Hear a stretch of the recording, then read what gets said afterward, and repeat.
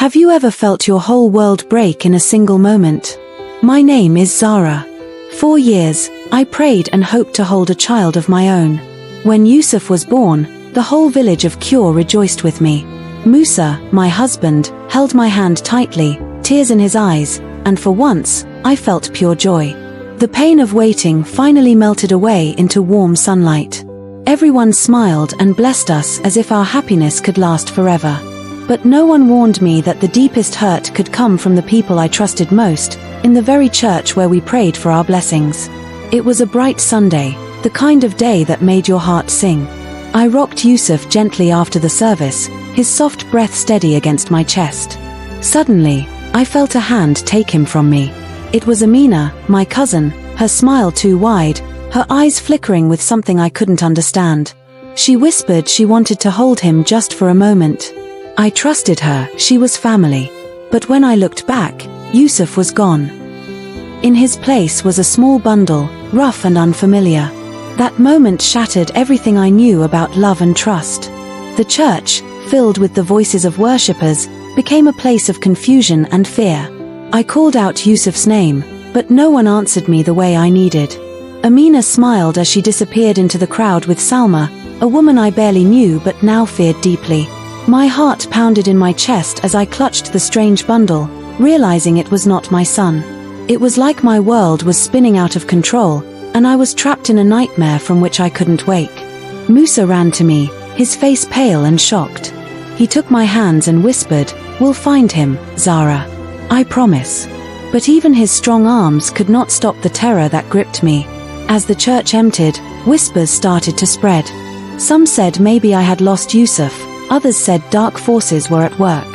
But I knew the truth. My own blood had stolen my son. The sacred place that should have been safe was now filled with betrayal and lies. The days after were unbearable. Musa and I searched every corner of Kure, asking neighbors and church members if they had seen Yusuf. People's eyes lowered when we spoke of the baby, their whispers too loud to ignore. Amina's visits to our home became more frequent, but her warmth was false, her eyes cold when she thought I wasn't looking. She carried the stranger baby, pretending to help, while I held onto a hollow hope that one day my real Yusuf would be returned. At night, I would hold the stranger child, feeling the weight of the lie in my arms. He cried differently, smelled differently, and even his eyes failed to reach my soul the way Yusuf's once did. The nurses said this must be my son, since I gave birth at the hospital, but my heart knew better. Sometimes I saw fear in Yusuf's eyes, confusion at the strangers around him. I prayed endlessly for a sign, for justice, for the truth to come shining through the darkness that surrounded us all. Amina's visits were like a poison wrapped in sweetness. She helped with the chores, smiled while carrying the stranger baby, and whispered prayers that felt empty. But I heard her talk to Salma beneath the mango tree late at night. "No one suspects a thing," she said with cruel satisfaction. She still believes that's her baby. I shivered at the betrayal. How could my own cousin steal the most precious thing in my life and then pretend to care? Musa tried to calm me, but even his strong spirit showed cracks. Fear and anger battled within me. I wanted to scream and shout and tell the whole village, but without proof, I was trapped in silence. I prayed for the strength to fight back, to find Yusuf, and to bring the truth into the light. But with every passing day, the shadow of betrayal grew heavier on my soul. The village turned on me again. Some whispered I was crazy or cursed.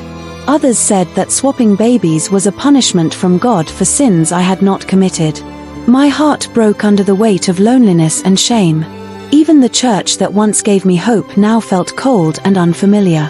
I became an outcast in the place I once called home. Musa's arms were the only refuge. He held me when I cried into the darkness of night, promising that we would find Yusuf. But the nights were long and empty without the sound of my son's small breath. I felt myself slipping into despair, wondering how I could survive the pain of losing a child stolen right from my arms. One evening, Amina came again, her smile cold and false as she handed me the stranger baby. "He needs you, Zara," she said softly, but her eyes betrayed her. My hands shook as I took the child, searching his face for any sign of Yusuf, but found none. The truth hit me like a thunderclap, this was not my son. Fear and anger twisted inside me. I wanted to scream, to accuse her, but I held back. That night, Musa and I vowed we would fight to find our real Yusuf. The love for a child is a fierce fire, and nothing could stop us from chasing the truth, no matter how dark or dangerous the path. From that night forward, we began asking questions. We whispered with neighbors, listened to gossip, and followed every lead, no matter how small. Every secret we uncovered was like a piece of a puzzle, revealing the cruel swap that had torn our family apart. Amina and Salma's smiles disappeared, replaced by cold glares and threats hidden beneath polite words. But we would not stop.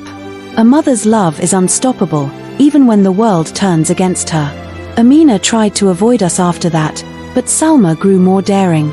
She spread lies about me, calling me mad, accusing me of being a bad mother who had lost her mind. The village began to turn. Friends I trusted looked away, afraid to be caught in the storm. Loneliness wrapped around me like a heavy cloak. Then, one night, a stranger knocked on our door and warned us to stop searching, or face serious consequences. Fear slithered into my heart like cold water, but I refused to give in. Yusuf was out there, and I would find him no matter what dangers lay ahead. Musa's quiet strength kept me anchored. His calm presence was the only thing stopping my hope from shattering completely. Each day was a battle, a fight to hold on to faith, to believe in a future where Yusuf would be in my arms again. I dreamed of the day we would be whole. Even in the darkest nights, a small flame of determination burned inside me. A mother's love does not die. It fights, it protects, and it never gives up. Following a faint lead, we traveled to a distant village where Salma's family lived. There, whispers told of a boy matching Yusuf's description, sold to a stranger far from Cure. My heart shattered anew, torn between hope and despair. How could my son be so far, trapped in the arms of strangers? I clung tightly to Musa's hand, tears blurring my vision. This pain was sharper than any I had felt before. But then, a spark of hope. A kind woman told us she had seen Amina handing money to Salma in the dead of night. The plot was bigger than we imagined, dark secrets hiding in the very light of our village and church. The truth was tangled with danger and deceit, but I had no choice. I would chase it, step by painful step, until Yusuf was safe in my arms again. One afternoon, Amina appeared suddenly in front of me, her eyes hard and dangerous. "Stop this madness, Zara," she hissed. "You don't want to know the truth." I stood tall despite the fear that threatened to crush me. "I want my son, no matter what." She laughed cruelly, a sound colder than ice. "Then you will lose everything else." Her threat sent a chill through me, but it only steeled my resolve. The road ahead was dark and dangerous, filled with lies and shadows, but I was ready. Yusuf's face haunted my dreams, calling me forward with every beat of my broken heart. I would not turn back. With Musa's help, we gathered evidence against Amina and Salma. Women who had overheard secret plans came forward, sharing stories that stitched together the cruel truth of the baby swap. Armed with this proof, we took our case to the village elders and church leaders, expecting justice and support. Instead, we found silence and fear. Some elders whispered about avoiding scandal, wanting to keep family matters private. The church, once our sanctuary, turned its back on me. Alone and betrayed yet again, I realized the cruelest enemies often wear familiar faces, hiding in the very places we once trusted. The fight was not just against Amina and Salma, but against a silence that protected them. Despair tried to swallow me whole, but Musa's faith was a lifeline. "We will find Yusuf," he said softly each day. His words kept a flicker of hope alive in the darkest hours. Together, we organized search parties, spoke to travelers, and chased every lead, no matter how faint. Then, one day, a miracle whispered through the wind. A woman called from a neighboring town, saying she had seen a boy matching Yusuf's description. My heart leapt into my throat. Could this be the beginning of the end to our nightmare? Hope stirred softly, fragile but real, lighting the way ahead. We traveled to the town with pounding hearts. When I saw the boy, my breath caught in my chest. Those eyes, the same quiet light that once filled my world. The child I had held for months was a stranger. This boy was Yusuf. Tears streamed down my face as I reached out, holding him close for the first time in what felt like forever. He clung to me as if he remembered me from a past life. Musa stood beside me, eyes shining with relief and joy. Our nightmare was ending, but the fight for justice still awaited us back home. Back in Cure, we confronted Amina and Salma with the truth and proof. The village gathered in shock and anger. Amina's face twisted with fear and rage. Salma was silent, unable to meet our eyes. The church leaders finally spoke, condemning the betrayal and promising justice. But even as the village turned against them, I felt no joy. The damage was deep, the scars on my heart fresh. Standing there with Yusuf safe in my arms, I vowed that no darkness, no matter how deep, would ever steal my son from me again. Amina and Salma were arrested and sent away. Slowly, the village began to heal, but whispers and suspicions still lingered. Some pitied me, others doubted the whole story. Betrayal leaves marks not only on the victims but on the community itself. True peace came from loving Yusuf every day in his smiles, his laughter, and his tiny steps. Each small victory over pain reminded me why I fought so hard. Musa and I rebuilt our lives together, stronger for the battles we had faced. The church reopened its doors to us, becoming a place of healing once more.